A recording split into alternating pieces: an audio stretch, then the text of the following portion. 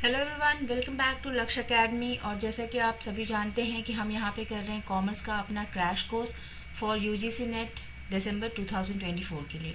Okay, अभी हम यहाँ पे कंप्लीट करेंगे अपने पूरे 10 यूनिट्स को। ठीक है, आप जानते हैं, अभी तक की बात आपको पता चली गई होगी। और साथ ही साथ हम अपने डे 12 पे हैं। यूनिट 1 हम ऑलरेडी कवर कर चुके हैं और यूनिट 2 के भी 3-4 क्लासेस आपके हो चुके हैं। ठीक है, यूनिट 2 है आपका अकाउंटिंग एंड ऑडिटिंग का। इसमें हमने बेसिक अकाउंटिंग कर ली है, फिनेंशियल अकाउंटिंग जो बेसिक वाली है वो कंप्लीट हो चुकी है। अभी हम पार्टनरशिप कर रहे हैं, पार्टनरशिप की भी एक क्लास आपकी हो चुकी है। ओके, अभी जो बाकी के कॉन्सेप्ट्स हैं पार्टनरशिप के वो आज हम करने वाले हैं। साथ ही साथ जो भी स्टूडेंट फर्स्ट टाइम इस चैनल पे आए हैं, है ना, फर्स्ट टाइम हमारे साथ जुड़ रहे हैं, वो डिस्क्रिप्शन बॉक्स में जाके एक लिंक गिवन है, उस लिंक पे क्लिक करके हमारे साथ आप कनेक्ट हो जाएंगे। लक्ष्य एकेडमी का ऐप डाउनलोड कर लेंगे सो दैट कि जो भी क्लास की पीडीएफ्स है ना, मॉक टेस्ट की पीडीएफ्स हैं या फिर क्लास का नोटिफिकेशन है, ये सारी चीज़ें आपको टाइमली मिलती रहे, है ना, आप अवेयर रहें कि क्लास में क्या चल रहा है। ओके, वन लास्ट थिंग कि जिसको भी थॉरो एंड कॉम्प्रिहेंसिव बैचेस लेने हैं, है ना, एकदम शुरू से पढ़ाई स्टार्ट करनी है, पूरा कंप्लीट आपका नेट जेआरएफ का कोर्स कंप्लीट करना है। ओके, तो वो क्या करेंगे, वो ये कॉम्प्रिहेंसिव बैच परचेज कर लेंगे जिसमें आपको detailed classes, mock test, live and recorded classes, PDF form में सारा notes, okay, in both the languages Hindi and English, और डाउट सेशंस आपको मिलेंगे। अभी फिलहाल आपका इस कोर्स पे जो कॉम्प्रिहेंसिव बैच है, इस पे 22% का डिस्काउंट चल रहा है। इस डिस्काउंट के लिए आप कोड लगाएंगे PO22 का। ओके, ये आपका कोड है डिस्काउंट के लिए।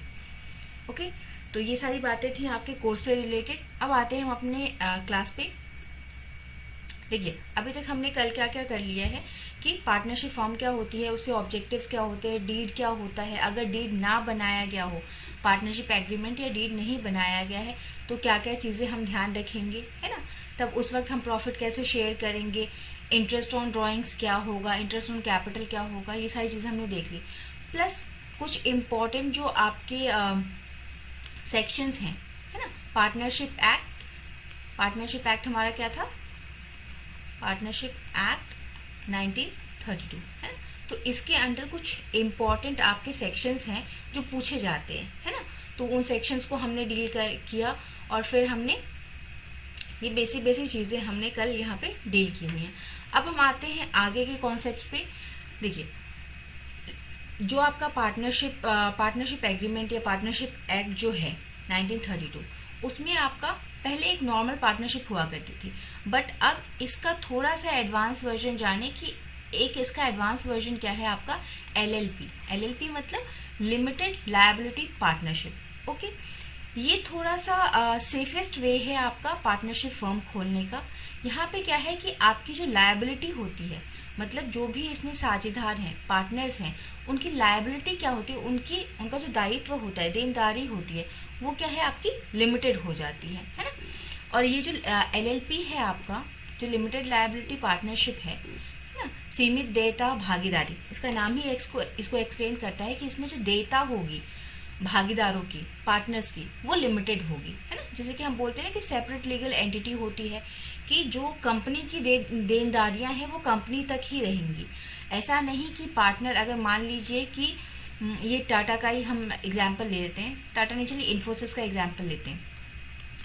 इन्फोसिस के जो मालिक हैं आपके मूर्ति सर, है ना, तो ऐसा नहीं है कि अगर इन्फोसिस की लायबिलिटी अनलिमिटेड है ना, तो उस अनलिमिटेड लायबिलिटी को मूर्ति सर पूरा करेंगे अपनी प्रॉपर्टी बेच के, ऐसा नहीं है ना।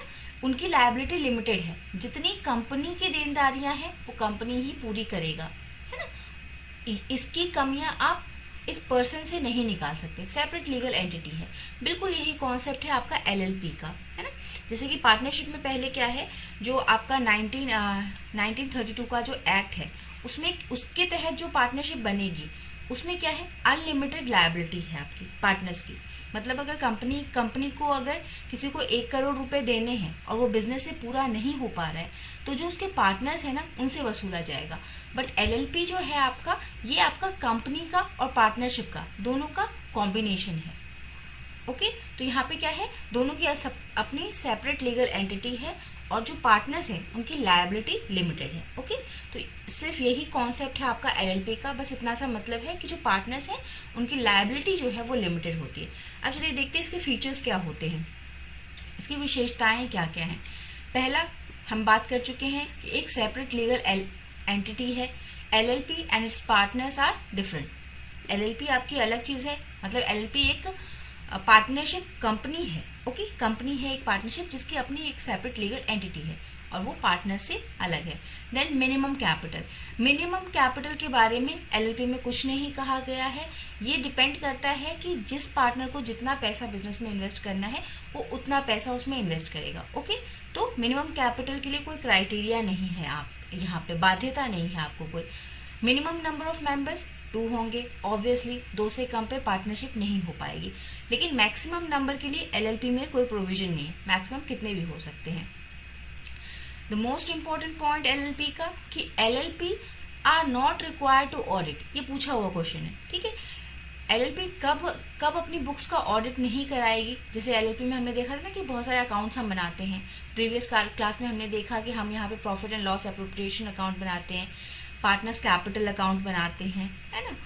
ये सारी चीजें हमने देखी थी फ्लक्चुएटिंग और फिक्स मेथड से।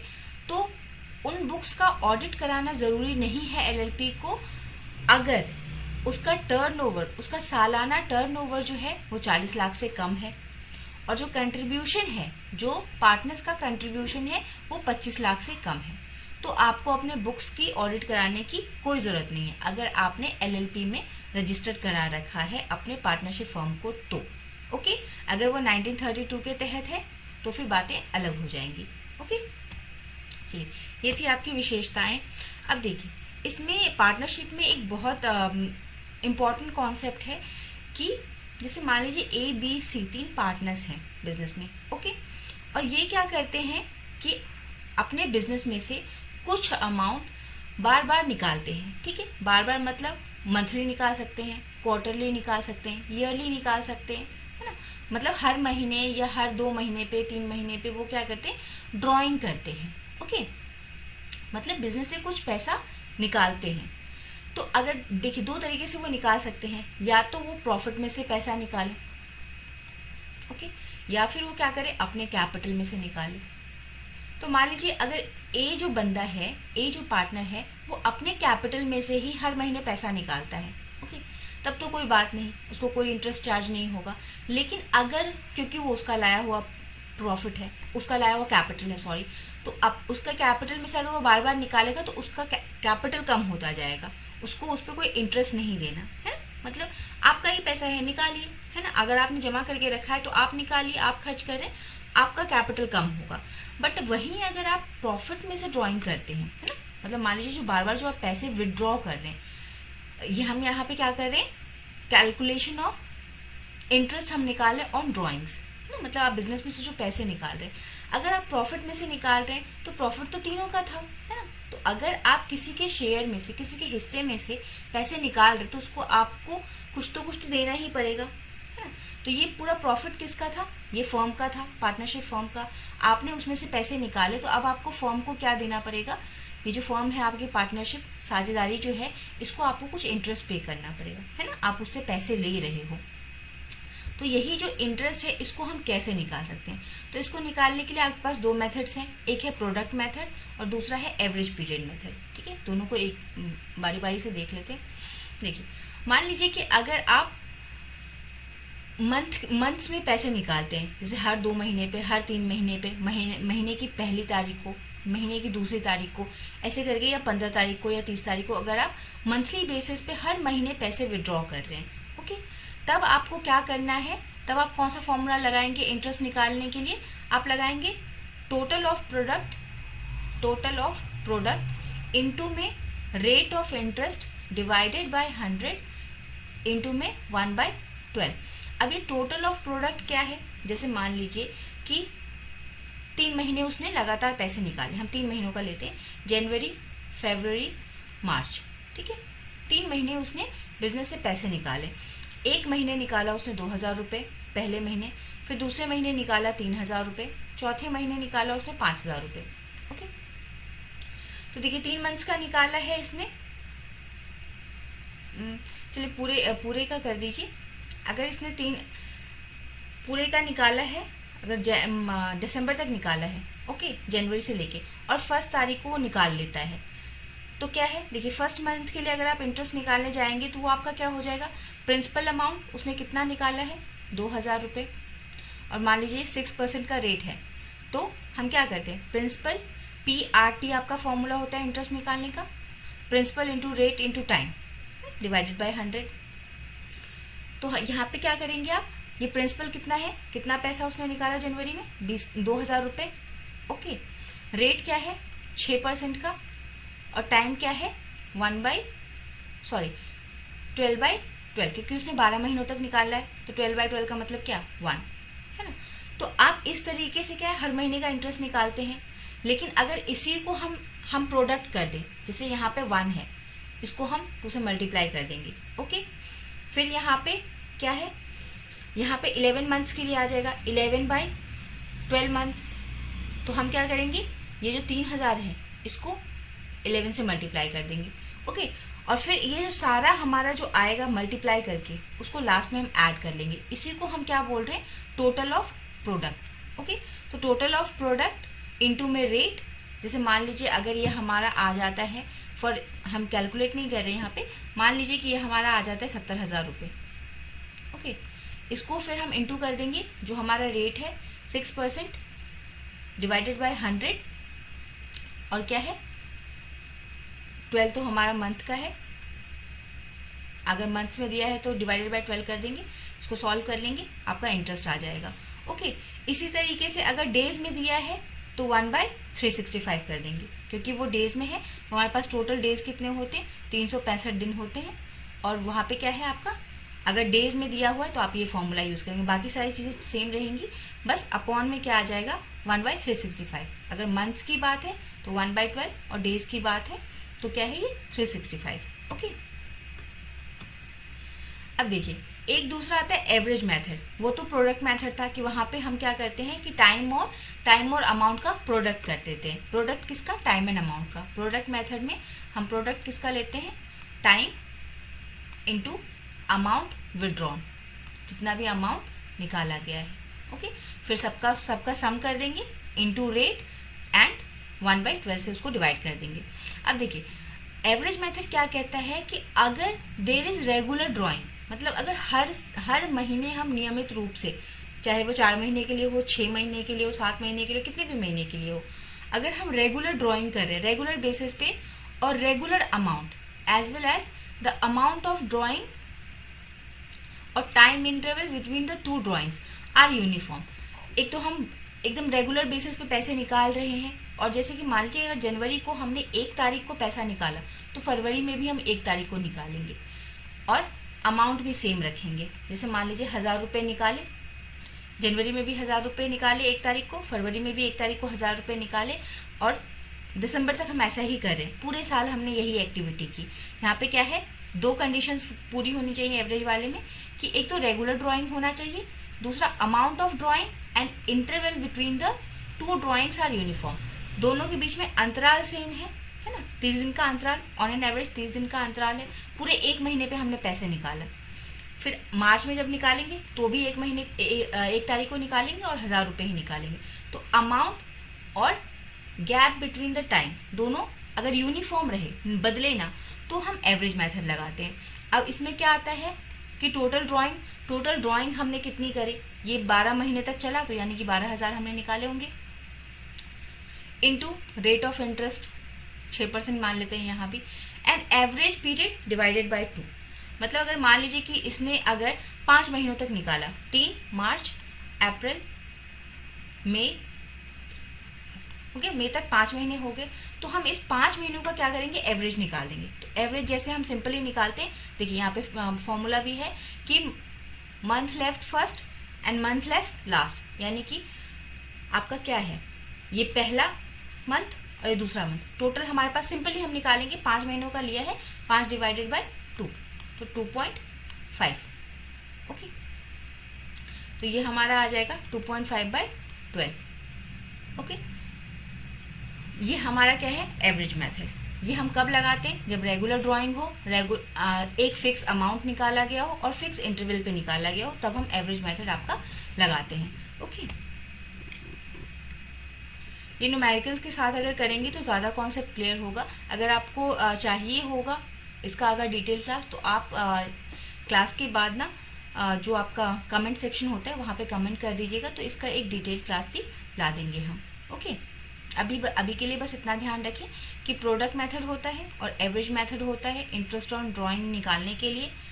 प्रोडक्ट मेथड में हम टाइम एंड अमाउंट का प्रोडक्ट कर देते हैं और जितने दिन तक निकाला गया है एक साल के अंदर, उन सबको ऐड करके रेट ऑफ इंटरेस्ट इनटू जो आपका 1/12 है उससे डिवाइड कर देते हैं। एवरेज में हम क्या करते हैं, मंथ्स का एवरेज निकाल लेते हैं और टोटल जो हमने ड्राइंग करी है और इनटू टोटल ड्राइंग इनटू में रेट, और जो एवरेज ऑफ मंथ्स है, average of month divided by 12 कर देते हैं। ओके, चलिए अब इंटरेस्ट ऑन कैपिटल। एक तो हमको इंटरेस्ट ऑन क्या मिलता है, ड्राइंग्स मिलता है अगर हमने बिजनेस से पैसे निकाले हैं।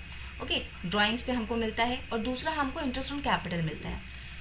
अब इंटरेस्ट ऑन कैपिटल के लिए क्या आपको ध्यान रखना है कि जो परसेंट आपका डीड में या एग्रीमेंट में जो तय हुआ है, 6% नहीं, जो भी आपका तय हुआ है उतना ही परसेंट आपको इंटरेस्ट मिलेगा। ओके, जैसे फॉर एग्जांपल अगर 6% लिखा है डीड में, या आप सहमत हुए हैं सारे पार्टनर्स कि आपको 6% का मिलेगा सालाना, तो वो 6% मिलेगा। 2% रखा है, 2% मिलेगा, मतलब जितना भी आपने डिसाइड किया है उतना मिलेगा। अब मिलेगा किस पे, तो देखिए आपको आपकी opening balance in the capital account, जो हमने लास्ट क्लास में देखा कि सबका हम कैपिटल अकाउंट बनाते हैं सारे पार्टनर्स का, तो वो जो उसका जो ओपनिंग बैलेंस होगा ना, हर साल के शुरू में जो आपको बैलेंस होगा कैपिटल का, अगर मान लीजिए कि अगर आपने 5 लाख बिजनेस में कैपिटल डाला था और आपने पिछले साल कुछ भी नहीं निकाला, कैपिटल उतने का उतना ही है, तो जितने पे क्लोज हुआ था कंपनी, है ना, the closing balance of the capital account for the previous year becomes the opening balance of the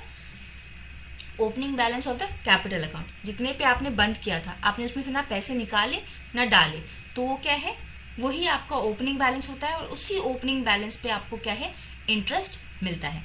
interest on capital is allowed on the opening capital of the partner, है ना। जैसे इसका मान लीजिए 5 लाख था, इसका 10 लाख था, इसका 20 लाख, तो तीनों को इसी हिसाब से जितना भी डिसाइडेड परसेंटेज है उसी पे उसको क्या है, आपका इंटरेस्ट ऑन कैपिटल मिलेगा। ठीक, अगर आपके पास ओपनिंग बैलेंस नहीं है, मान लीजिए, इंपॉर्टेंट मार्क कर लीजिए, अगर ओपनिंग बैलेंस हमको नहीं दिया है, अगर क्वेश्चन में हो कि if there is no opening balance in the capital account, मतलब कैपिटल का आपको कोई ओपनिंग बैलेंस नहीं पता है, तो फिर आप क्या करेंगे, ये पता करने के लिए कि किस पे हमको, मतलब किस अमाउंट पे हमको वो इंटरेस्ट मिलेगा, आप क्या प्रिपेयर करेंगे, कैपिटल अकाउंट बनाएंगे, फिर वहां से पता करेंगे कि आपको कितने अमाउंट पे इंटरेस्ट मिलेगा। ओके, ये बातें क्लियर। पहली बात कि अगर आपने ड्रॉ और ऐड नहीं किया है कैपिटल में, मतलब उसमें से ना पैसे निकाले हैं ना एक्स्ट्रा डाले हैं, तो जो आपका ओपनिंग बैलेंस होगा ना कैपिटल अकाउंट का, उसी पे आपको मिलेगा। अगर आपको नहीं पता ओपनिंग बैलेंस कितना है आपका, तो आप क्या करेंगे, पहले तो कैपिटल अकाउंट बनाएंगे, फिर उसमें से अपना कैपिटल निकालेंगे, तो उस पर आपको इंटरेस्ट मिलेगा। ओके, इतनी बातें ध्यान रखेंगे। अब देखिए नेक्स्ट कॉन्सेप्ट आता है इसमें कि पीएसआर मतलब प्रॉफिट शेयरिंग रेशियो, है ना, मतलब जो पार्टनरशिप फर्म ने जो बिजनेस किया उस पर प्रॉफिट शेयरिंग किस हिसाब से होगा, है ना, प्रॉफिट शेयरिंग रेशियो क्या होगा, कैसे होगा, ये सब बातें। तो एक तो आपका डीड में तय हो जाता है कि आप इस तरीके से क्या है, अपना जो शेयर प्रॉफिट है उसको शेयर करेंगे। अगर डीड नहीं बना है तो बराबर बांटेंगे 1:1 के रेशियो में, 2 पार्टनर है तो 1:1, 3 है तो 1:1 है, मतलब बराबर इक्वली बांटेंगे। लेकिन कभी कभी क्या होता है कि हमारा प्रॉफिट शेयरिंग रेशियो जो है हमको बदलना पड़ता है। अब वो कौन से केसेस में हम बदलते हैं, जब किसी नए पार्टनर का एडमिशन हो, है ना। जैसे मान लीजिए कि एक रोटी थी आपके पास, 2 लोग खाने वाले थे, आधा आधा बांट दिया। अब एक और पर्सन हमने ऐड कर लिया, इसमें फैमिली में एक और पर्सन आ गया तो आप आधा आधा तो नहीं खा पाओगे, शेयरिंग तो नहीं हो पाएगी ऐसे, तो आपको उसको क्या है, 3 इक्वल पार्ट्स में आपको डिवाइड करना है। ये इक्वल नहीं हुआ, चलिए 4 मान लेते हैं, 2 और मेंबर आ गए, तो आप क्या है, अब शेयर क्या है, अब शेयर चेंज हो जाएगा। तो प्रॉफिट शेयरिंग रेशियो कब चेंज होती है आपका, या तो कोई नया पार्टनर आया, या कोई चला गया, ओके, या तो फिर किसी पार्टनर की डेथ हो गई आपकी। तो इन 3 केसेस में क्या है आपका, मेन 3 केसेस है, इसमें आपका क्या है, प्रॉफिट शेयरिंग रेशियो बदल जाएगा। जो आपका लाभ वितरण का जो रेशियो है वो बदल जाएगा। या तो फिर दूसरा केस क्या हो सकता है, change in the contribution level. मतलब मान लीजिए जो पार्टनर ए था वो कह रहे हैं कि अब मैं ना इसमें और पैसा डालना चाहता हूँ बिजनेस में। पहले उसका शेयर 5 लाख रुपए था, वो कहता है कि मैं अब 2 लाख रुपए और इसमें ऐड करूंगा, और बाकी 2 पार्टनर्स का 5-5 लाख है। ए का पहले 5 था, बी का भी 5 था, सी का भी 5 था, कंट्रीब्यूशन है ना, मतलब सहयोग उसका बिजनेस में इतने इतने का था। बट ए ने क्या किया, 2 लाख और ऐड कर दिए, तो इसका टोटल कितना हो गया, 7 लाख का, और बाकी दोनों को 5-5 ही रहा। तो जो बंदा ज्यादा पैसे लगाएगा वो शेयर भी तो ज्यादा मांगेगा। तो क्या है, अगर कंट्रीब्यूशन चेंज हुआ तो क्या है आपका, तो भी प्रॉफिट शेयरिंग रेशियो बदल जाएगा। या तो वो ऐड कर दे या तो विड्रॉ कर दे, दोनों केसेस में होगा। बिजनेस का एक्सपेंशन हुआ, बिजनेस आपका बड़ा हो गया है, तभी भी चेंज होगा। अगर कोई विवाद उठ जाए पार्टनर्स के बीच में तो भी प्रॉफिट शेयरिंग रेशियो चेंज हो सकता है। या फिर मान लीजिए किसी पार्टनर ने कुछ ऐसा इन्वेस्टमेंट किया या ऐसी कोई टेक्नोलॉजी लेके आ गया, मतलब कुछ भी ऐसा काम किया जिसकी वजह से बिजनेस में चेंजेस आए, तो भी उसका प्रॉफिट शेयरिंग रेशियो जो है वो बदल जाएगा। ओके, ये आपके मतलब कौन कौन से पॉइंट हैं जिसपे कि प्रॉफिट शेयरिंग रेशियो बदल सकता है ना। लाभ वितरण जो है आपका रेशियो वो बदल सकता है। किसी भागीदार का प्रवेश, सेवानिवृत्ति या मृत्यु हो जाए, योगदान के स्तर में परिवर्तन हो जाए, कारोबार का विस्तार हो जाए, है ना, ये सारे आपके क्या है, कुछ कारण है प्रॉफिट शेयरिंग रेशियो के बदलने का।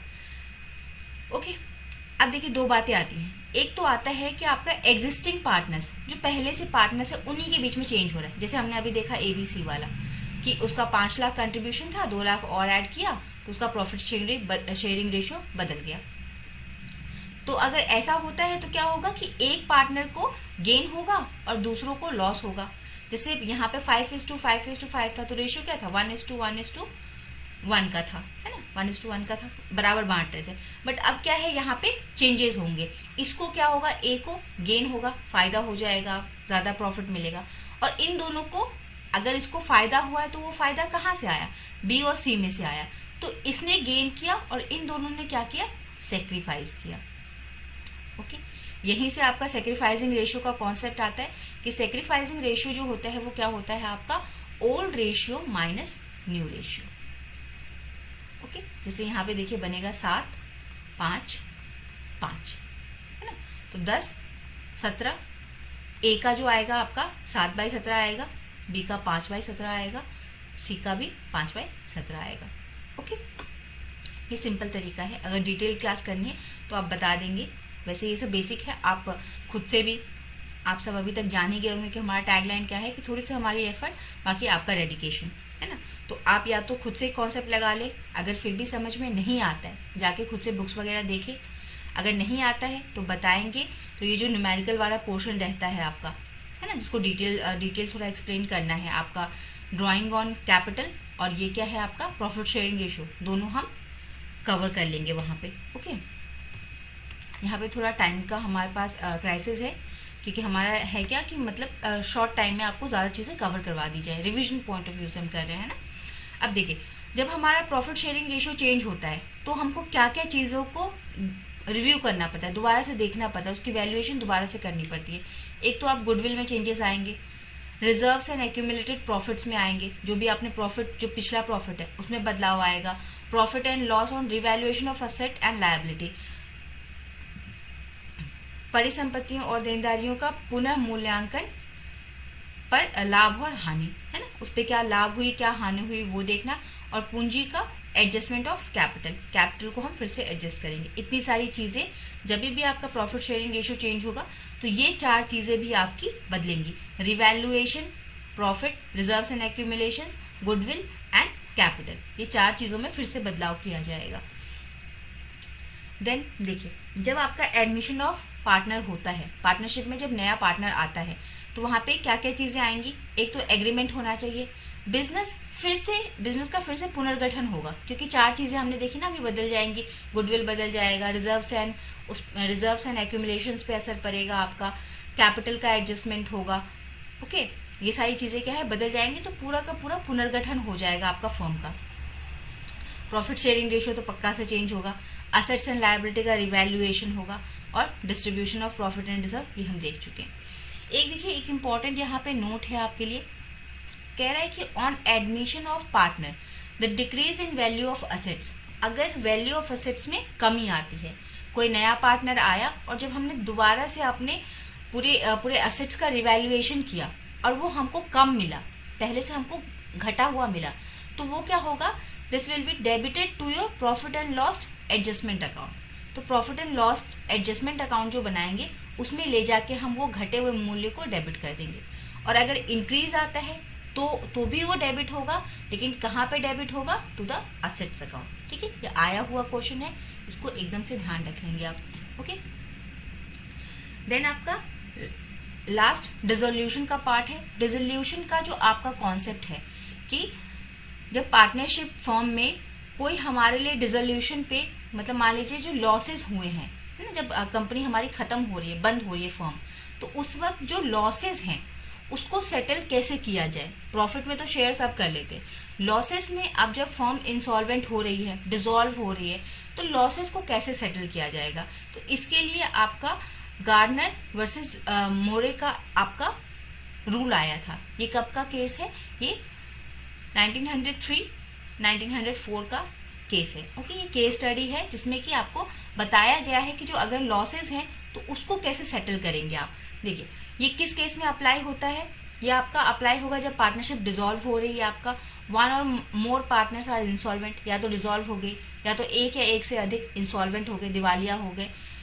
और ये कब होगा कि जब there is no formal agreement for dealing with insolvent partners capital deficiency, मतलब जब कि हमारे पास लॉस है, डेफिशिएंसीज हैं, तब अगर हमारे पास कोई एग्रीमेंट नहीं बना हुआ है ना कि अगर हमको लॉस होगा तो हम इसको ऐसे डील करेंगे, तो उस केस में आप क्या है, गार्नर वर्सेस मुरे का जो है ये जो रूल है ये अप्लाई करते हैं। When it applies, in 3 cases में डिसोल्यूशन होना चाहिए, है ना, विघटन होना चाहिए, इंसॉल्वेंट हो गए हैं, दिवालिया हो गए एक या एक से अधिक पार्टनर्स, या फिर तो इन 2 केसेस में लगेगा। और जब कोई फॉर्मल एग्रीमेंट नहीं बना हुआ है, डिसोल्यूशन, इंसॉल्वेंट और no formal agreement for these losses, तो तब ये अप्लाई करेंगे।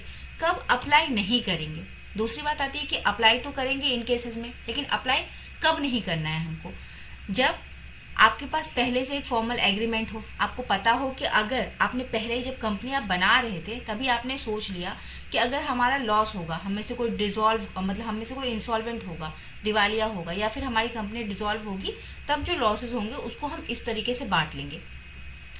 उस केस में बस आप क्या है, गार्नर वर्सेस मुरे का केस नहीं लगा सकते। ओके, कब क्या है, डिसोल्यूशन और इंसॉल्वेंसी के टाइम पे लॉसेस को सेटल करने के लिए एक रूल है। कब आया, 1903-1904 में आया, आपका 3-4 में आया। और कब लगाना है, जब आपका इंसॉल्वेंसी हो रहा है, डिसोल्यूशन हो रहा है, या फिर आपके पास एक फॉर्मल एग्रीमेंट नहीं है। कब नहीं लगाना है, जब आपके पास पहले से एक फॉर्मल एग्रीमेंट बना हुआ है, एक प्री डिटरमाइंड आपके पास रेशियो है, पहले से पूर्व निर्धारित अनुपात आपके पास है कि हाँ इस अनुपात में हम लॉसेस को बांटेंगे, तो आपको गार्नर वर्सेस मुरे का जो रूल है वो नहीं लगाना है। ओके, तो ये सारी जो थी आपकी, ये सारी चीजें आपकी पार्टनरशिप से रिलेटेड थी। इसको एक बार जाके खुद से पढ़ेंगे, नोट्स आपको दे दिए गए हैं, इसी में कुछ ऐड ऑन करना हो, कुछ आप पढ़ाई करते हैं, कुछ नई चीज़ें मिलती हैं तो इसी में ऐड कर लीजिएगा, जाके डाउनलोड कर लीजिएगा। डिस्क्रिप्शन बॉक्स में लिंक दिया गया है, वहां से जाके आप क्या है डाउनलोड कर लेंगे इस PDF को और फिर अपनी स्टडीज को कंप्लीट करेंगे। जाते जाते एक बार फिर जिन भी स्टूडेंट्स को कॉम्प्रिहेंसिव स्टडी करनी है नेट JRF की, वो कॉमर्स का कॉम्प्रिहेंसिव बैच ले लेंगे। 22% का डिस्काउंट मिल रहा है अभी, 22% कम नहीं होते, और इसके लिए कोड लगाएंगे आप PO22 का। Okay, for now thank you everyone for joining the session. Have a nice day, have a wonderful day. Thank you.